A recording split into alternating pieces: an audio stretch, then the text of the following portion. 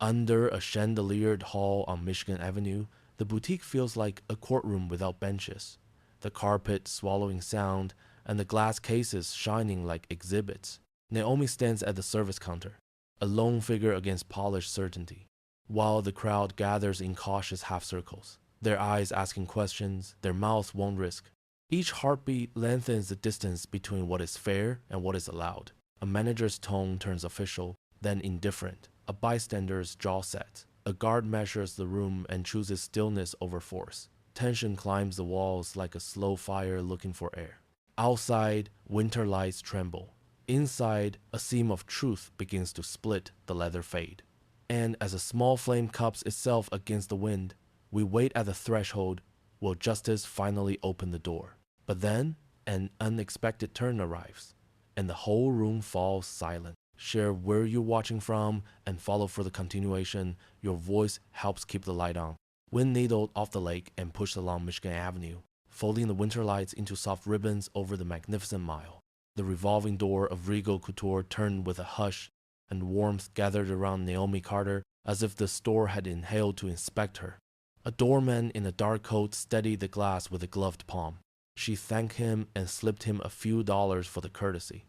A quiet habit she kept even when the season turned tight. Inside, the air held the hush of carpet and citrus polish, the measured glow of chandeliers, the faint music of strings playing a carol everyone knew by heart. Shoppers drifted in with paper cups that smelled of cinnamon and coffee, talking softly so their voices would not jar the velvet and glass. She carried a handbag in one hand and a slim briefcase in the other. The bag was handsome and disappointing, a thing that should have lived up to its promise and had not.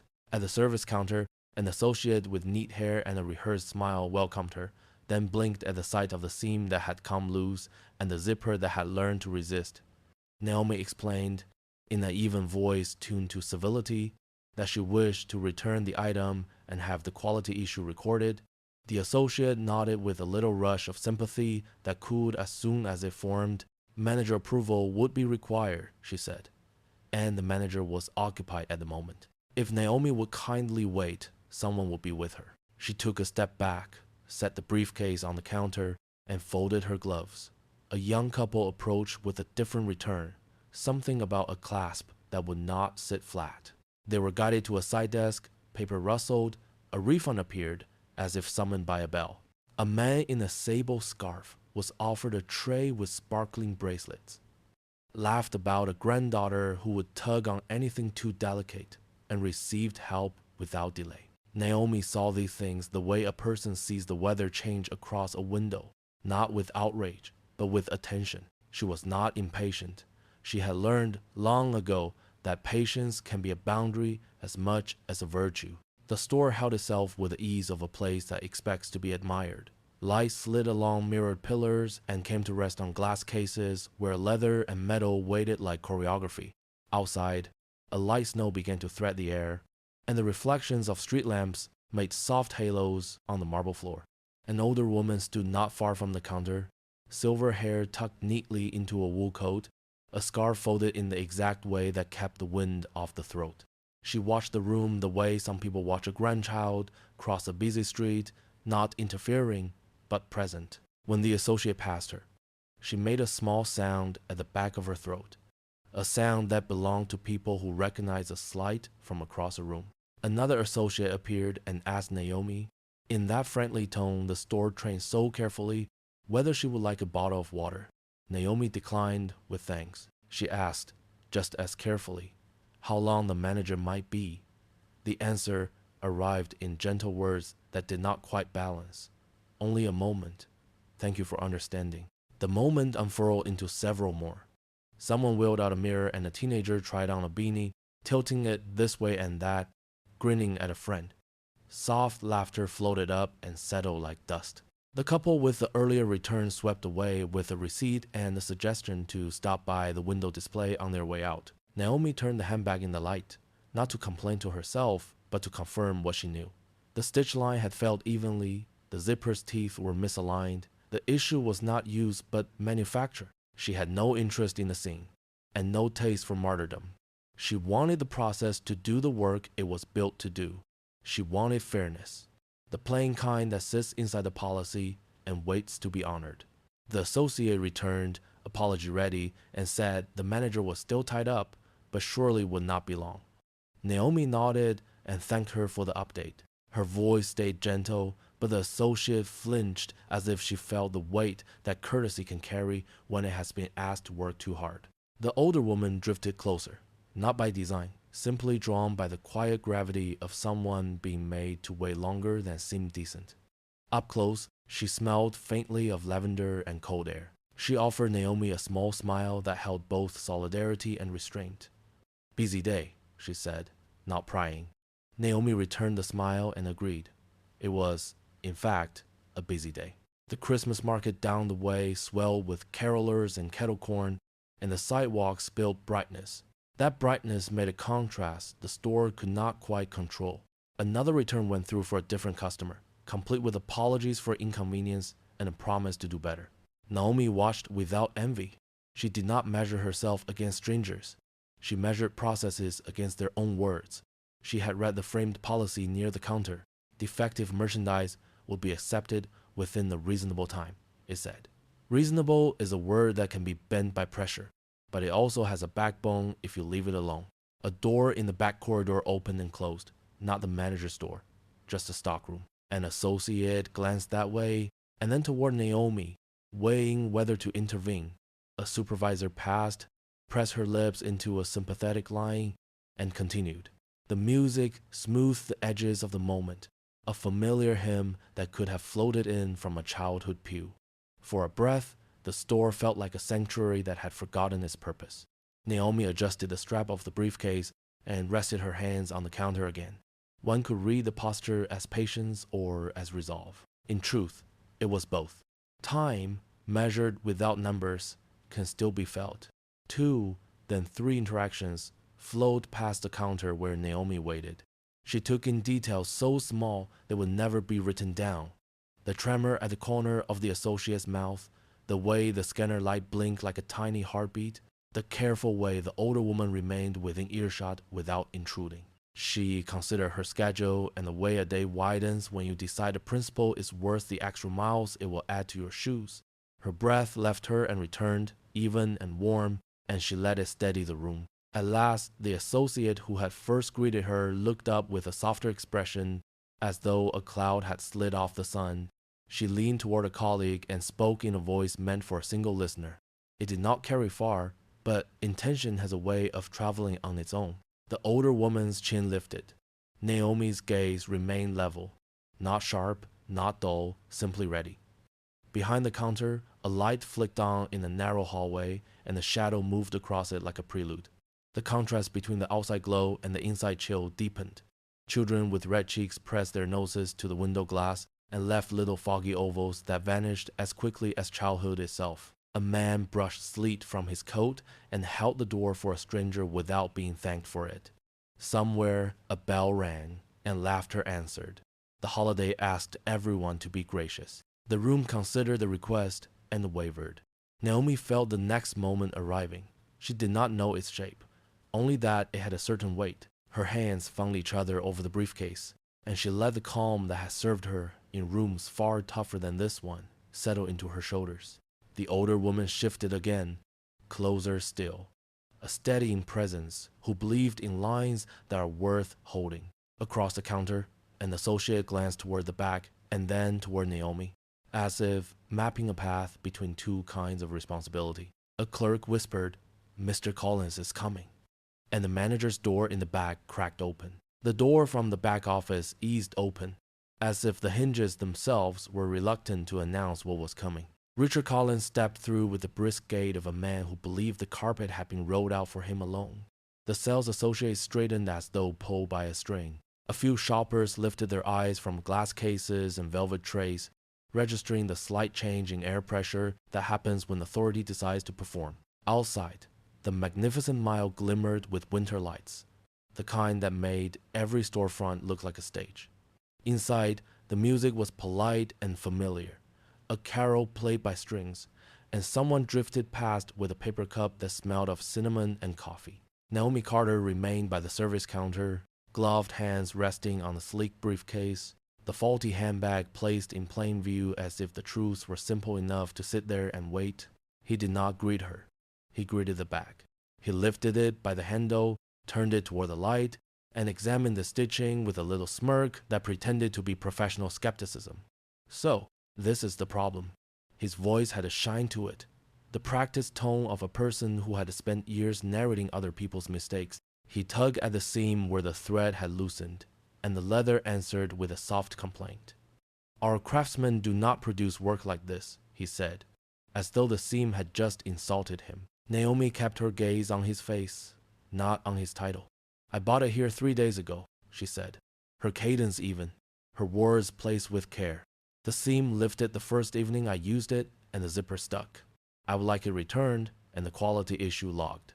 He set the bag down with a sigh that invited the room to sympathize with him. "Returns of this level require manager discretion," he offered, drifting toward magnanimity. "And discretion requires trust. The difficulty is that when the bag looks like this," he tapped the loosened thread, "it can suggest misuse."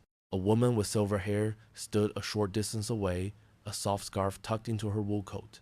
She had watched Naomi earlier, the way some people watch a tightrope walker with a quiet hope that the balance will hold.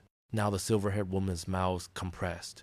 Not severely, just enough to show the first ripple of disapproval. An associate near her adjusted a display and murmured, not quite under her breath, that if this turned into a scene, they might have to bring in Linda from regional. The name hung in the air like a warning or a promise, depending on who heard it. Naomi did not glance toward the bystander, and she did not look at the associate. "I did not misuse it," she said. "The defect was present when I left the store. I am asking you to do what is fair." "Fair," Richard repeated, savoring the word. He leaned on the counter the way a referee might lean on a whistle. "Fair means protecting the integrity of the brand." "Miss Carter," she supplied. He nodded, but the nod was not a courtesy. It was a small stamp of ownership placed on her name. "Miss Carter, I have seen this many times. Someone brings back a piece after a long weekend, the stitching is weary, the zipper is tired, and suddenly we are the villains. We cannot allow the store to become a rental counter." "Oh," a couple wandered past with a velvet box, the man asking in a hushed voice whether the chain clasp would hold if his daughter tugged on it. A teenager paused by a mirror, checking the tilt of a beanie, and then the angle of a phone, a quick photo taken for someone who was not in the room. The holiday window outside reflected through the glass doors, snowflake lights spinning very slowly, as if the cold itself had learned choreography. The store smelled faintly of leather and citrus polish. Naomi's reply was steady. "I brought it back at the first opportunity. If you look closely, you will see the stitches failed evenly along the seam, which is not how accidental damage presents. I am not here for an argument. I am here for the process." He smiled. It was not an unkind smile. It was the kind that told a person where the boundary of belonging was. "This is not about an argument," he said, and the words carried the weight of a man who felt he had already won. "It is about the kind of client we cater to. Our clients understand that a piece is an investment. They handle it accordingly. They do not make a fuss at the first sign of wear." The silver-haired woman shifted her weight and glanced at Naomi in a way that felt like a beam of human warmth. She had the posture of someone who had sent children out the door with reminders to wear hats and had waited up late for grandchildren to report that they got home safe.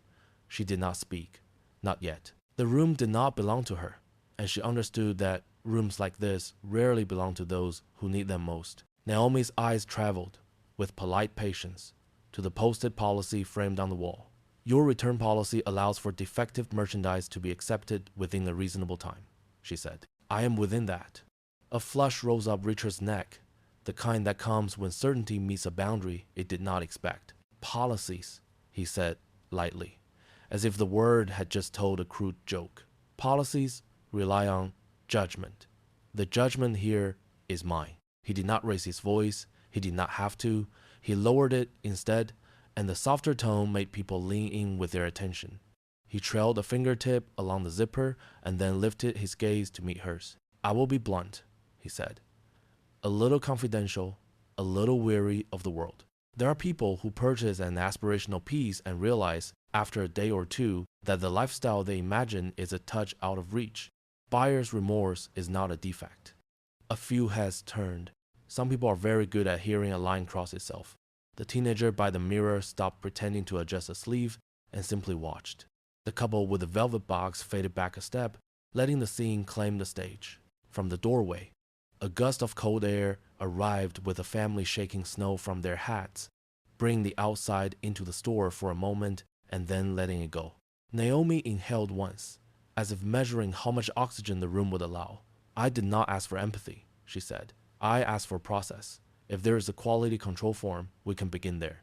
He drummed his fingers, an elegant little rhythm that made his cufflinks flash. Beginning forms implies we're ending with an approval, he said. And then his face arranged itself into something kindly and patronizing, like a teacher explaining to a child why a complicated word was not for recess. Let me save you the trouble. It will not be approved. On what basis? She asked. If you have not even filed the report. The basis, he said, and now the smile thinned like ice over a deep pond, is experience. Someone like you should shop somewhere else. 好威塞. The sentence fell with a quietness that multiplied itself. The music kept playing, the little bells and strings acting as if nothing remarkable had occurred, but the air went thin. A man near the display of winter scarves bristled without meaning to. The teenager lowered the phone. At the far end of the counter, a sales associate closed the drawer very gently, as though a louder sound would be impolite to the moment, and then she looked at the floor. Naomi did not flinch. Her stillness made other people conscious of their own hands and shoulders. She was not a statue. She was a person deciding where to put her dignity. I understand, she said softly, what you think you are saying. What I am saying, he replied, a fraction too quickly, is that we have standards. Standards do not require insult, she said. He let out a small laugh that did not quite become a sound. Insults? He asked, half amused. Miss Carter, I am protecting the line between boutique and bazaar. You are taking this personally because you should lift a hand an inch, not to shush him, but to set a pace. Because I am a person, she said. Because I expect to be treated as one. Everyone expects that, he replied, spreading his hands. Not everyone is entitled to it when their behavior, her behavior, said a voice, warm and clear, has been patient and polite. It came from the silver-haired woman. Heads turned as if a gently swung door had opened to a different room. She stepped closer, not intrusive, simply present in a way that mattered. Up close, her wool coat showed careful stitches, and her scarf carried the faint scent of lavender. She had the sort of voice that made people think of good cooks and reliable advice. She did not have a phone raised. She did not apologize for her age. She took her time. Richard angled toward her with a courteous nod that was really a dismissal. Madam, he said, I appreciate your concern, but this is between the store and the guest. The woman's eyes did not blink away. I am a guest too, she said, and I am old enough to remember when people with jobs like yours could hide behind a desk and a smile and pretend that meanness was policy. The tone was not sharp. It was the kind of tone people use when they want a child to understand why we do not cut in line. Naomi watched the exchange with a stillness that was not surrender. The room seemed to widen by a few inches, as though it had needed more space for decency and had finally found it. A sales associate, flustered now, murmured again that if anything else went sideways, Linda from Regional would need to be notified.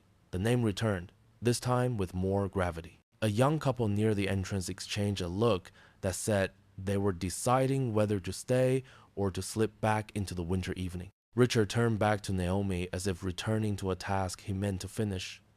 Miss Carter, I am declining your request, he said. I am happy to provide a list of authorized repair services, and I suggest that in the future you choose pieces that better match your day-to-day use. Declining without documentation, Naomi said, runs against your own policy. He lifted a hand in a practiced gesture of completion. Policies are a guide, not a chain, he said. I will not be led by them when my judgment is clear. Your judgment has told you something about me, Naomi said carefully, that you have not had the courage to say plainly Color flared again in his cheeks. "What I have told you," he said, "is that we make things for a certain clientele. They know how to carry themselves. They know how to care for what they buy. They do not make trouble in public when they are disappointed." "What a fern!" The older woman made a small sound, the kind a person makes when a kettle finally starts to sing. A few customers shifted, drawing a little closer, not to crowd but to witness. Outside, the wind brushed sleet against the glass, and the sleet made a soft hush, as though the weather wanted to add its opinion without words. Naomi glanced once toward the posted policy and then back to his face. "You may decline the return if the facts support it," she said. "You may not deny my dignity while you do so." "Dignity," he repeated, as if pronouncing a foreign word for the first time. "In this store, dignity is earned." The older woman's lips parted as if to speak, then closed again, choosing the next moment instead of this one. Naomi held the counter with her gaze alone. Nothing trembled. If a person had been keeping time, they would have marked each breath like a measured step down a long hallway. A manager from across the floor approached, sensing weather. "Richard," she said quietly, "do you want me to pull the repair forms?" "No," he answered without looking. "I want this conversation to end." Naomi inclined her head, and the brief motion carried a great deal of grace. "I am prepared to end it as well," she said. "File the report and let the process speak." "The process has spoken," he said, a hint of triumphant relief arriving at last. "You are not the client for this house. Someone like you should shop somewhere else." The room was still in the particular way that only happens when a boundary is crossed in public and everyone knows it. The music seemed suddenly far away, like a radio playing in another apartment. The sleet at the windows became louder. Even the velvet under the glass looked darker, as if fabric could have feelings. Naomi's expression did not crack. A person nearby took a small step forward, then stopped, holding on to restraint as if it were a railing. "You're out of line, young man." The words from the silver-haired woman still hung in the air, soft but sturdy, like a hand placed on the shoulder to steady a stumble. Around the service counter, the room reshaped itself into two circles, one small and tight around Naomi Carter and the manager, and the wider one of witnesses who had decided that quiet was not the same as indifference. Outside, the winter market sang of sugared almonds and roasted chestnuts, of choirs and brass bells. Inside, the chandeliers held a patient glow while the carpet absorbed the weight of something heavier than footsteps. Phones rose like periscopes.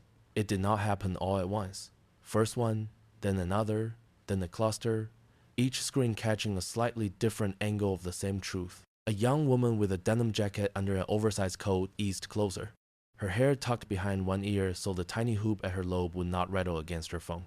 She was small and steady, a listener by habit, the kind of person who asked for spellings before posting a name.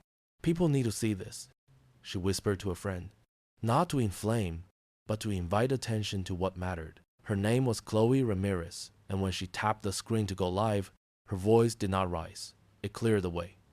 "We are at Regal Couture on Michigan Avenue," she said, low and calm. "We are going to keep the frame on the counter so you can hear clearly."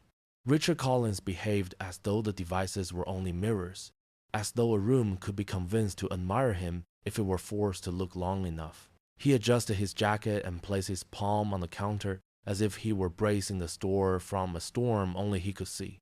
"Folks," he said, the word chosen to sound neighborly and coming out as an order, "we are concluding this matter. The guest has declined reasonable options. We will not tolerate a disturbance." Naomi did not let the word guest catch on her. Labels have a way of sticking when they are used to make a person smaller. She kept her voice even, the kind of even that comes from practice and principle. "I asked for the policy to be followed," she said.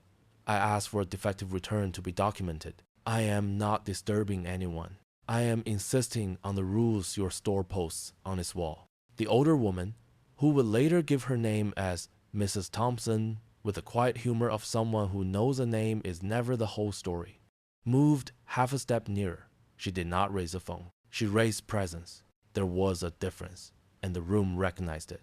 "Young man," she said to no one and to everyone, "kindness costs less than pride. You might try it." The store's sound changed. The carol in the ceiling softened, The coat hangers in the far wing tapped once and fell still. A clerk clearing ribbon from a display stopped halfway, fingers hovering over a red bow. A man who had come in to exchange gloves shifted his weight and set his own phone on the counter, opened to a local news app, then hesitated and pushed it toward the pocket of his coat instead.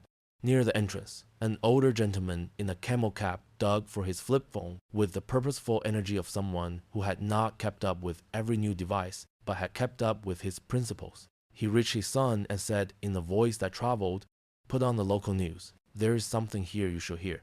Chloe spoke again, not to direct the room, but to mark it.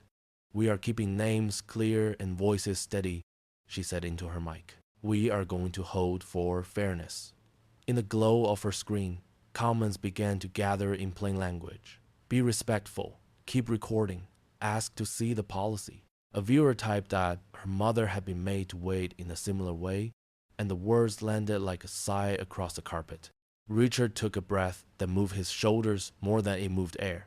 He turned his hands palm up, as if to show he was empty of harm, and his tone tipped toward patient authority.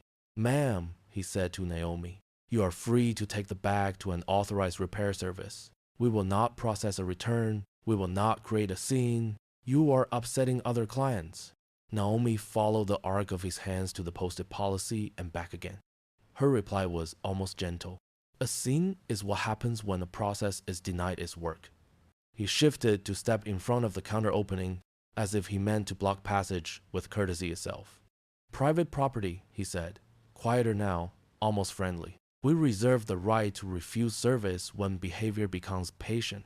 Refusing service based on behavior is not the same as refusing dignity," Mrs. Thompson said, not loudly, but with the cadence of a truth a person has had to say before. She looked at Naomi, then at the manager, and then at the phones, those little windows that had begun to connect the store to kitchens and city buses and waiting rooms across the city. We all know the difference. The difference sat visible on the counter. The handbag seam had failed in a straight, unbroken line, the zipper's teeth misaligned by manufacture rather than by accident. It was the kind of flaw any craft person would see at once, and the kind of flaw that needed only a pencil and a form. The failure in the room was not leather. It was will.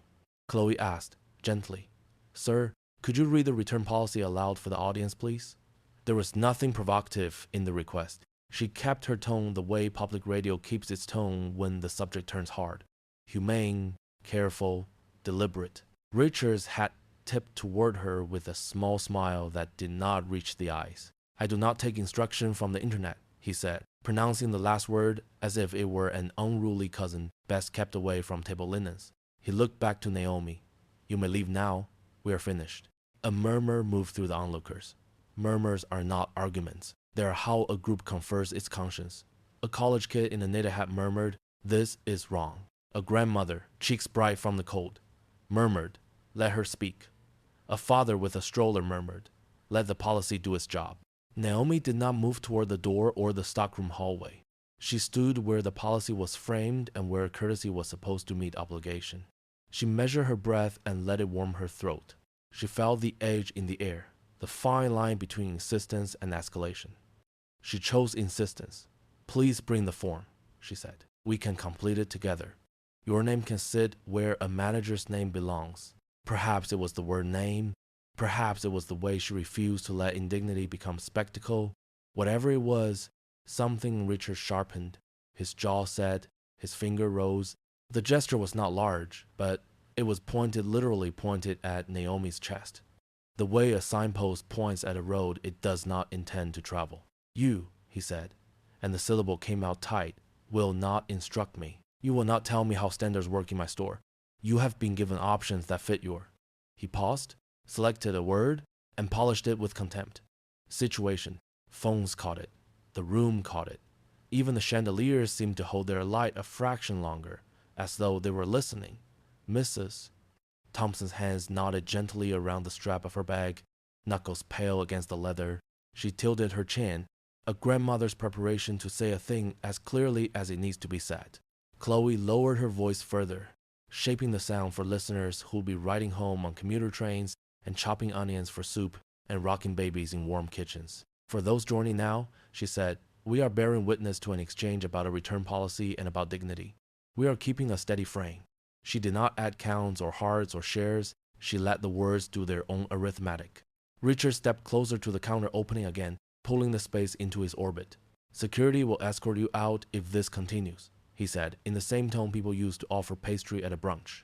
There is nothing more to discuss. At the far end of the counter, a guard in a neat blazer stood with his hands clasped lightly at his waist. Not a threat, not a comfort, a presence.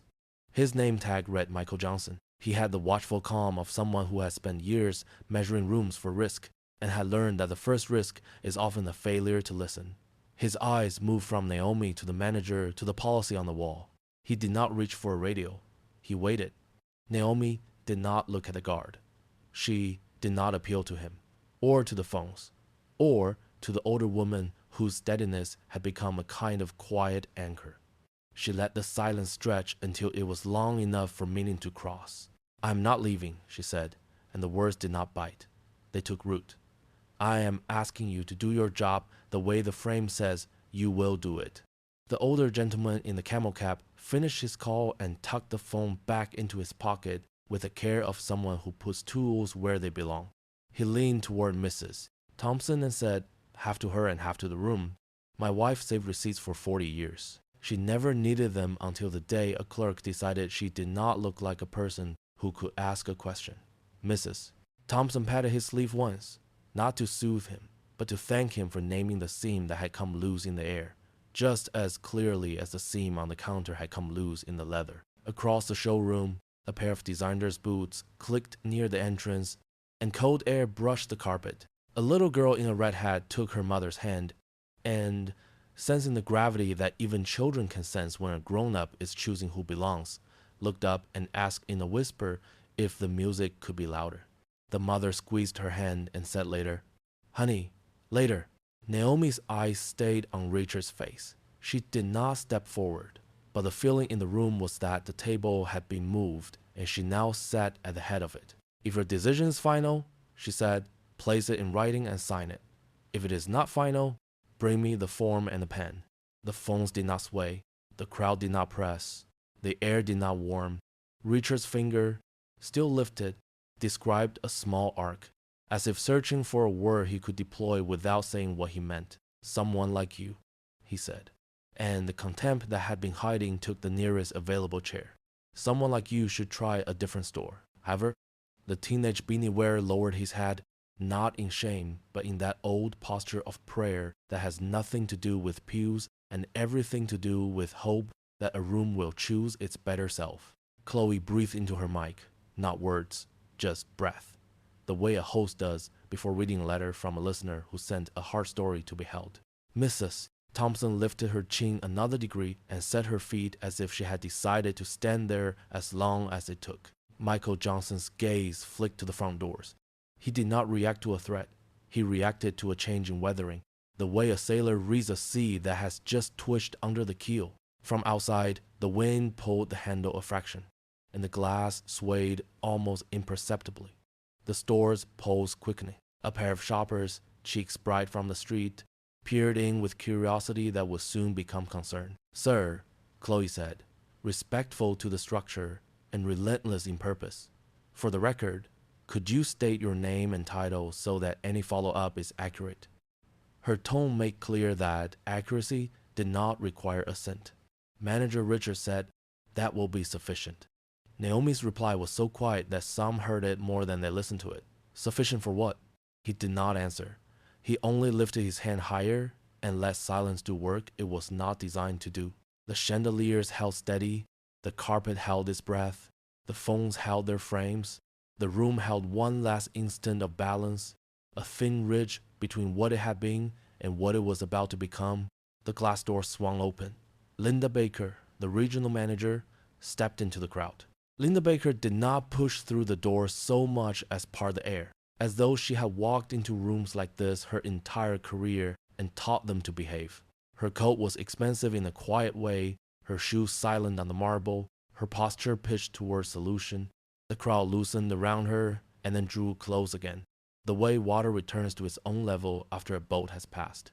She took in the counter, the frame policy, The phones held steadily aloft, the older woman with the lavender scarf, and then Naomi Carter, whose calm had become the room's true center. "Good evening," Linda said, voice measured and warm. "I am Linda Baker with Regional Management. I am sorry for any inconvenience. Why do we not step into my office and resolve this quickly and privately?" Naomi did not step. She did not withdraw either. She kept her place by the policy and by the briefcase that seemed to anchor the counter. "Thank you, Miss Baker," she said, her tone as courteous as ever. "But nothing about this is private anymore. I asked for the store's own policy to be honored in sight of the people who watched it be denied. We can resolve it right here." The syllables of "right here" moved through the room like a tuning note. A young voice from the outer ring, no dramatics, just a steady call from someone who had been listened, said, "Let her speak." It was not a chant, it was a sentence. The older woman's chin lifted in agreement, a gesture that felt like the opening of a front door to a neighbor on a cold night. Near the entrance, a gust of winter air reminded everyone that the city was still out there, bright and alive, and that what happened in this room was breathing the city's air now. Linda absorbed the refusal without flinching, the way a public voice is trained to taking a blow and keep its posture. "I understand," she said. "I do apologize for any delay and for any words that did not meet our standard. Our guests deserve dignity and excellent service. We take that seriously." The words were polished and they fit, but they did not yet hold weight. She turned to Richard Collins. "Richard, thank you. I have this from here." Richard's smile was the shape of compliance without the content. He did not actually step back. He angled himself at the counter opening as though his presence could prevent gravity from working. "Miss Baker," he said, low enough to sound discreet and loud enough to be heard. "I attempted multiple remedies. The guests declined them all. We must maintain order and standards." "Standards do not argue with facts," Naomi said, and the sentence sat in the air without raising its voice. "The defect is visible. The policy is clear.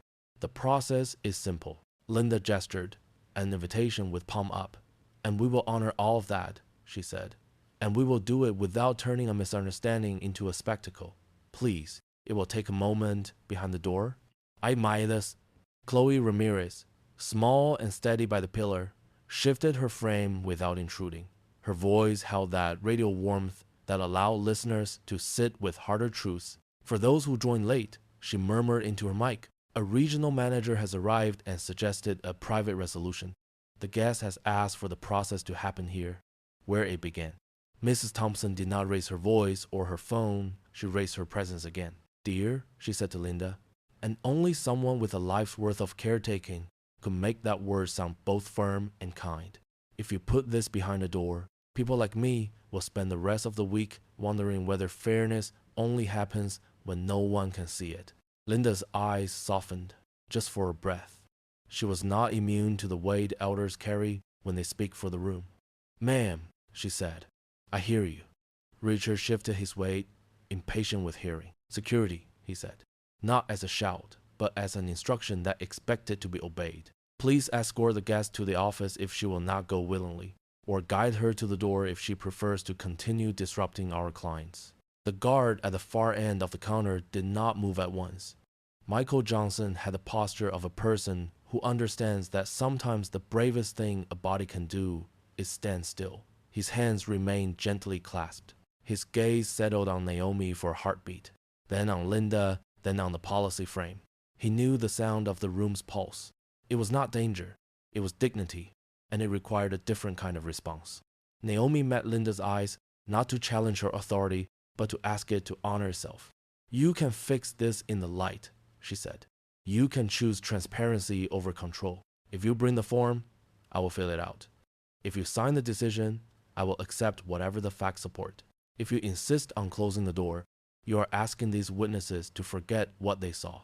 Linda looked to the phones, to the faces, to Mrs. Thompson, to Michael, to the holiday lights slanting in through glass. She measured brand risk and human risk and saw, perhaps for the first time that evening, that only one of those would still matter when people lay down to sleep. "Richard," she said, "bring the form." He did not move. He allowed a smile to reappear, but it was brittle now, as if it had caught a draft. "With respect," he said, and the words were a velvet wrap for something colder. We are not rewarding unacceptable conduct. Private property permits us to refuse service when behavior crosses a line. What crossed the line, Mrs. Thompson answered before anyone else could fill the space, was not her behavior. A few nods answered her. Not a wave, not a surge, just a handful of human acknowledgments that carried more weight than a speech. Chloe steadied her frame, keeping faces visible but kind. We are witnessing a choice, she said quietly for listeners far away. The choice is whether a posted policy will be allowed to work, and whether manners will be used to keep a door open or to close it. Richard turned his shoulder, tilting attention back toward himself. I will not argue law with the internet, he said, each syllable brushed until it shone. I will maintain a standard. Security. Michael Johnson let his hands unclasp and settle at his sides. He did not reach for a radio. He took a single, careful step that placed him between heat and tinder. Sir, he said to Linda, not to Richard, a small but unmistakable choice. Would you like me to bring the form? Richard blinked, as if the script he had rehearsed had just lost a line. He angled toward Michael. You will do as I instruct.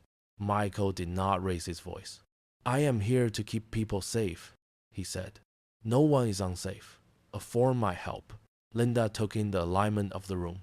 The guards measured stands, the phones held steady but not hostile, the older woman's quiet readiness, Naomi's composure, Richard's insistence. She drew a breath that seemed to move the room with it. Richard, she said, please get the form. He stood very still. Then he made a motion that was not a step. The moment held. When it released, it did so with a small, sharp sound, his tongue against his teeth. No, he said at last. I will not. We are not letting a guest turn our counter into a tribunal. If she wishes to repair the item, we can provide a card.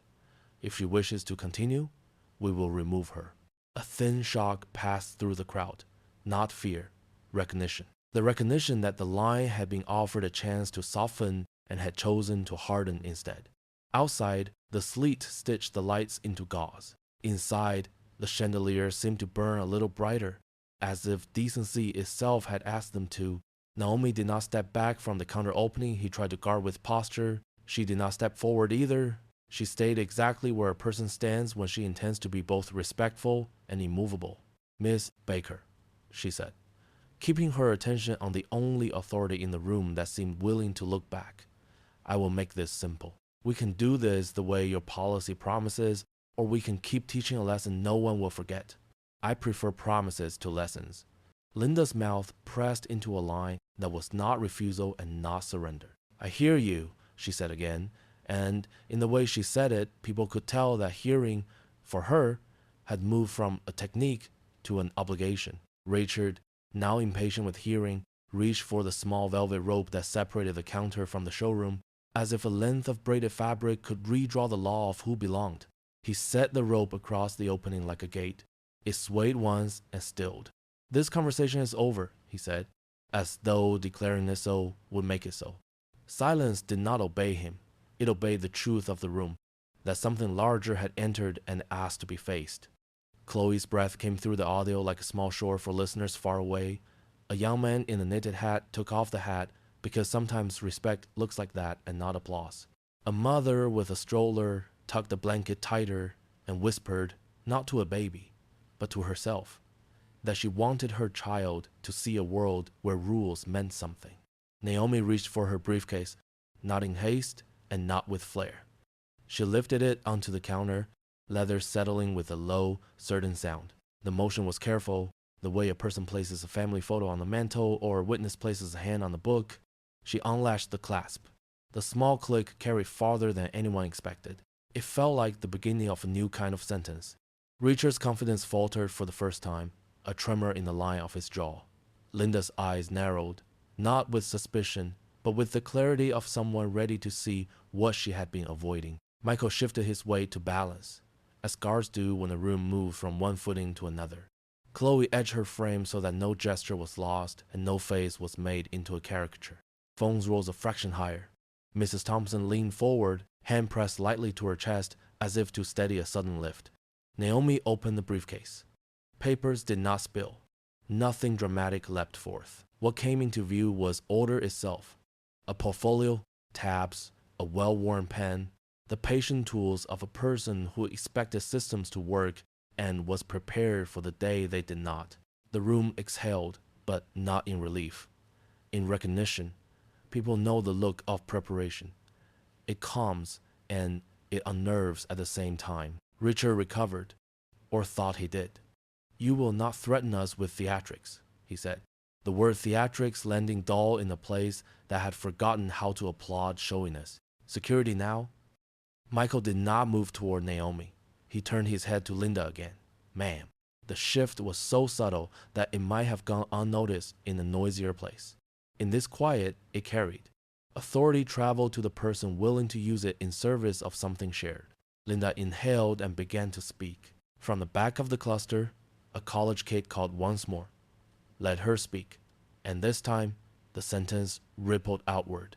Still gentle, no rhythm of protest, just the same steady request repeated by a few voices who believed good rooms can still choose to be better rooms. A father said, "Let the process work." And a grandmother answered, "Please." The holiday lights at the window seemed to glow a shade warmer, as if the season had recognized itself. Naomi lifted her gaze from the portfolio and placed it on Linda. She did not need the phones. She did not need the rope to be lifted.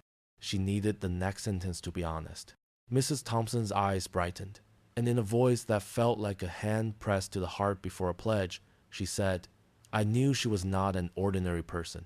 The briefcase opened on the counter with the modest certainty of a book that has been read often and kept well. Inside, the portfolio waited with its neat tabs and a pen that had learned a steady hand. The room remembered what Mrs. Thompson had said a moment before and felt the truth of it. The way a truth can warm a space without raising its temperature.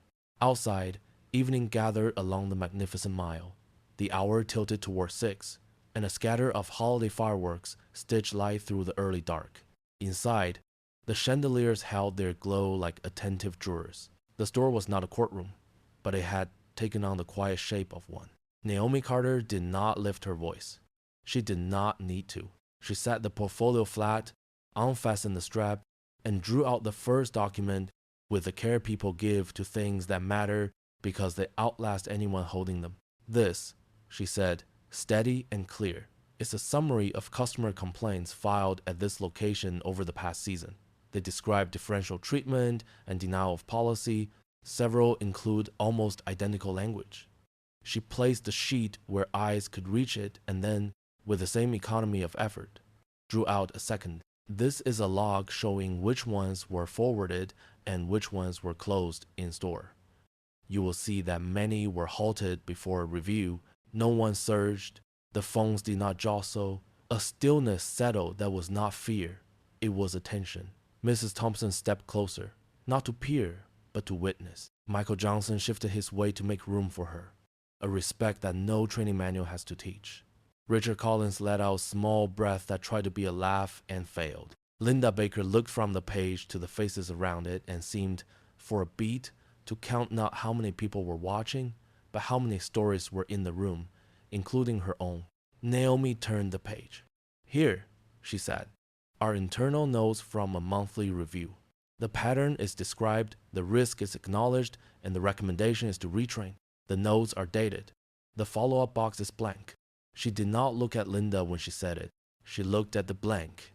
Chloe Ramirez kept her frame steady and her tone soft for whoever was listening on a bus, or standing over a stove, or finishing a shift on tired feet. "For clarity," she said into her mic, "what is being shown are complaint summaries and review notes." She did not add heat. She removed fog. Richard tried on a smile meant for diplomacy and found that it did not fit. "Mom," he began, giving the word an edge it had not earned, "you have no right to possess internal documents. You are making insinuations.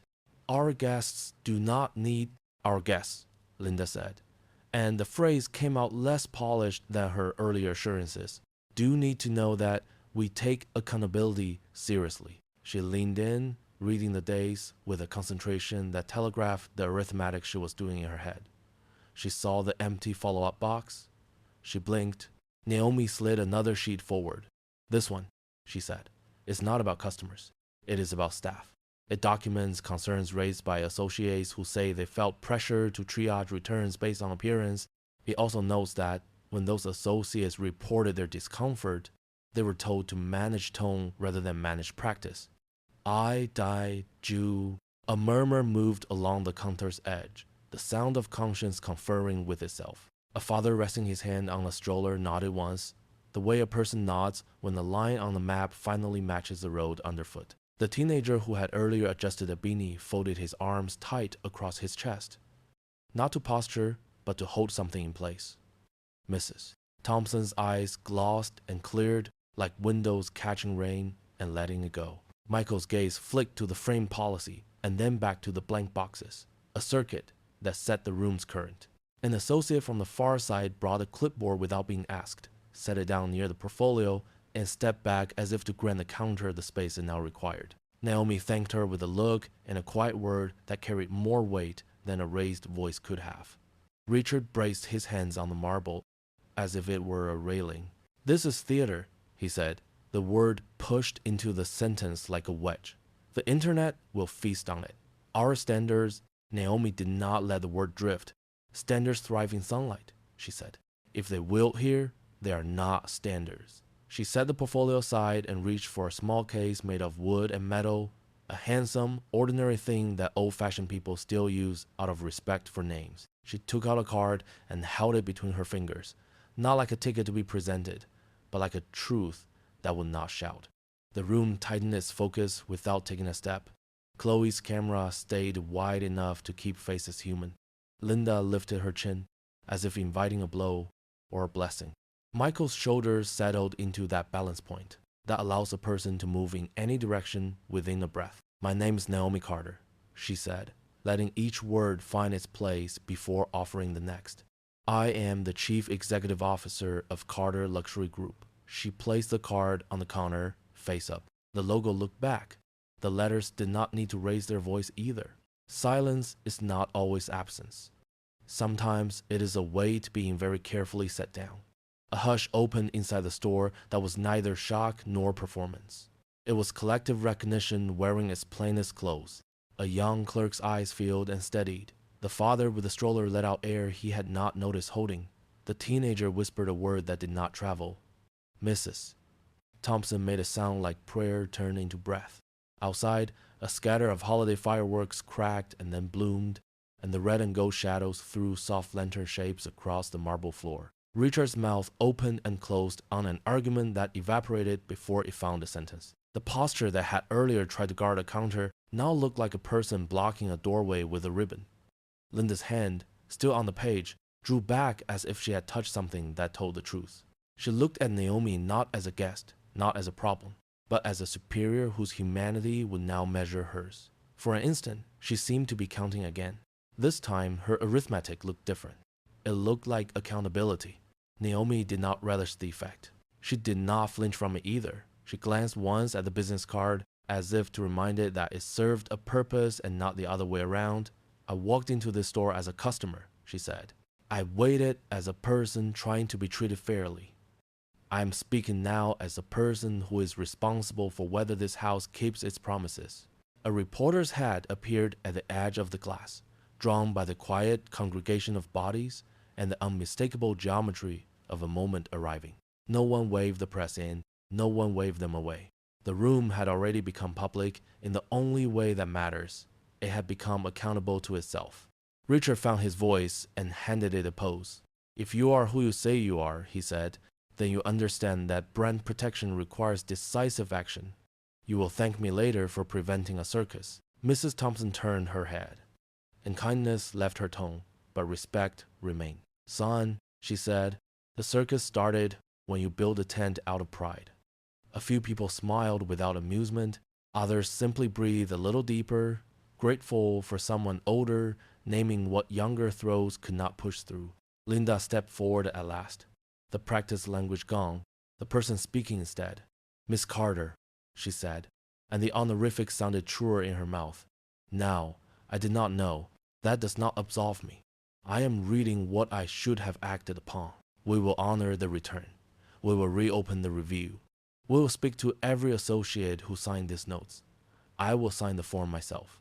Naomi inclined her head, acknowledging the change without mistaking it for completion. "Thank you," she said. "And before you sign, I want you to hear the echo that is about to come back to us from the city. It is not the internet I am concerned about. It is trust." ISIS cult Michael Johnson, who had not lifted a radio and had not laid a hand on anyone, took a quiet step closer to the counter so that when the pen appeared, it would have a place to rest between uses. Chloe adjusted her frame to show hands and paper and faces together, because stories are not only words, they are the ways people stand near or far from each other.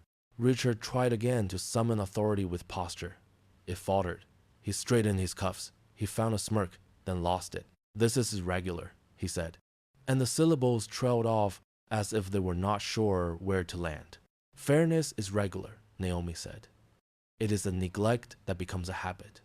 She placed her palm gently on the portfolio, as if to calm the papers and the people. "I am here to break that habit." A murmur of assent moved through the room. It sounded like agreement and like relief. It sounded like people choosing the kind of store they wanted to walk into with their children and their parents and their own tired selves on long days and long winters. The holiday music found its volume again and threaded itself between words without trying to cover them. Naomi slid the return form onto the counter. Linda reached for a pen and signed where the form told her to sign. The act did not erase what had come before, but it altered what would come next. When she finished, she looked up and met the eyes of the associates who had watched her do it. Something uncoiled in her face. It was not ease. It was resolve. Naomi gathered the papers she had shown and set them back in order. She did not put the business card away. She let it rest in view, not as a shield, but as a reminder that names are tools, and tools are for building. She lifted her gaze and found Richard, who had been busy arranging his expression into a series of exits. Around them, the crowd did what crowds do when the room chooses better. They grew a little softer. Phones lowered a fraction, not in disinterest, but in respect. "Mrs." Thompson loosened her grip on her handbag and let her shoulders drop the smallest degree, the way a person does when a weight has shifted off a long-held place. In the street, another firework followed the last, brighter this time, and threw a gold ribbon of light across the glass. Naomi's voice did not sharpen. It did not need to. She spoke with the steadiness of someone who has carried institutions in one hand and human beings in the other and refused to put either down. She turned fully toward Richard, and the room arranged itself to hear.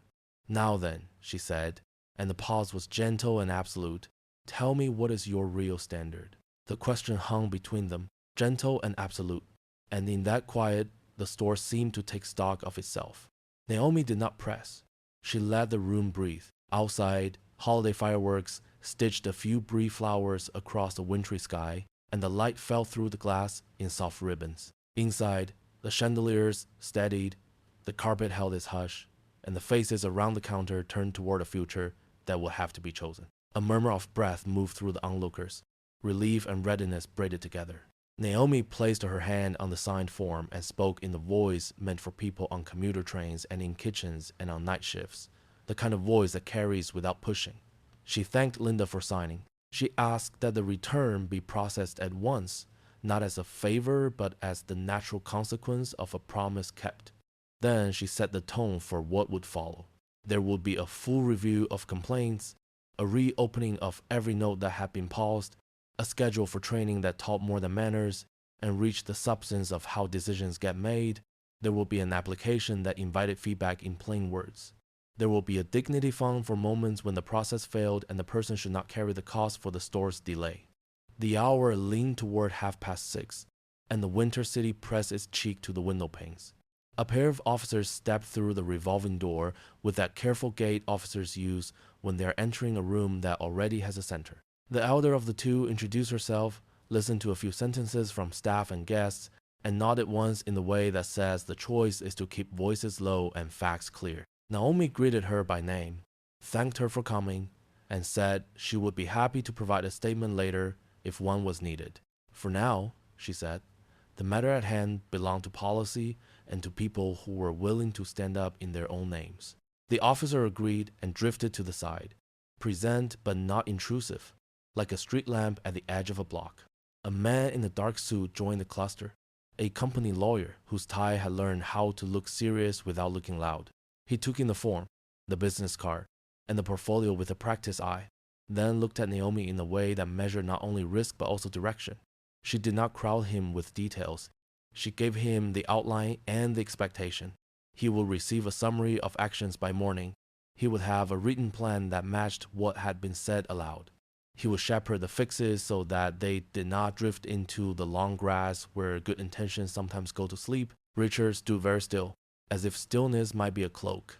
The habits that had carried him through many days' tone, posture, that dry smile had no place to sit. Naomi did not gloat. She did not humiliate. She addressed him the way one addresses a person one still hopes to keep, if the person will do the work. The choice was plain. He could accept disciplinary action and commit to the reforms, including training he would not supervise, or he could step away and make room. The words landed without drama. He stared at the rope he had hung across the opening, then lifted it aside with a motion that said he understood the symbol his own hand had made. He told Naomi he would do the work. He said it without pride. Linda wrote the commitment into the plan in front of everyone so that it would not be a private vow that evaporated by morning light. Mrs. Thompson adjusted her lavender scarf, the gesture small and full of feeling. She said she appreciated hearing a plan that spoke in verbs, not slogans. Chloe held her frame steady and shifted her language into a format the evening news could use without sending away the human edges. For listeners who had just joined, she restated the facts in order, careful with names, careful with tone. The store would process the return now. The company would conduct a review and publish the broad steps. Training would change. A new channel for feedback would open in the new year. A fund would be set aside for dignity and time. No one raised their voice. People stood a little closer, the way people do when a place becomes better than it was an hour ago and they want to feel it pass through them. The associate who had been kind without authority reappeared with a receipt and a gentle apology, the sort of apology that costs the one who offers it a little pride and returns to them a larger portion of peace. Naomi accepted it with the same warmth she had brought in with her, a warmth she had not let the room take away. The bag would be returned and the report would be filed. Did she want a replacement? Naomi said no, not today. She would like the credit sent to a local program that provided winter coats and boots to families who needed them. Linda looked at her, surprised by the simplicity of the request, and agreed at once. A note was added. A person at the back put a hand to her mouth and then lowered it, not to hide tears, but to steady herself. Michael Johnson stepped forward from his post, not to stand in anyone's way, but to be clearly in view as Naomi turned to him. She thanked him for measuring the room with patience and for choosing stillness where force would have done harm. She asked Linda to confirm his new role. Linda did so out loud. Michael would lead training for store safety across the region with a charter that included de-escalation and dignity. A flutter of approval moved across the floor, not clapping exactly, more like large people exhaling at once, as if the air had been holding its shoulders up for too long. A reporter had made it inside by then, careful and ready, a pen already lifted. Naomi did not hold a press conference. She answered two questions with the calm of a person who knows that when institutions have failed, brevity is not cosmetic, it is respectful. She said the company had listened and would act. She said the store would do better because people here had asked it to do better in the light. She said her name again for the record and then asked that names be used carefully for others, especially staff who had little power until this evening and much to lose if their small acts were made into sensational frames. Linda cleared her throat, the sound of a person changing lanes without jerking the wheel. She said what she should have said earlier, and now it sounded like more than a sentence. She acknowledged her part in the delay. She laid out a short timeline a week to review files, a fortnight to set training dates, a month to report publicly on first steps. She did not say numbers. She set the time in words a person could carry home and repeat at a table.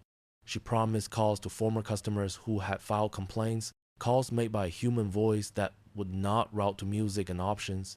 The officer near the door nodded at that, the way people nod when they hear a plan that respects the shape of their own days. An older gentleman in a camel cap spoke up and thanked Naomi for staying. He said his wife kept every receipt for years, not because she believed stores were unfair, but because she believed in the right to ask a question. He did not stay on the floor long. He did not want the moment to become about him.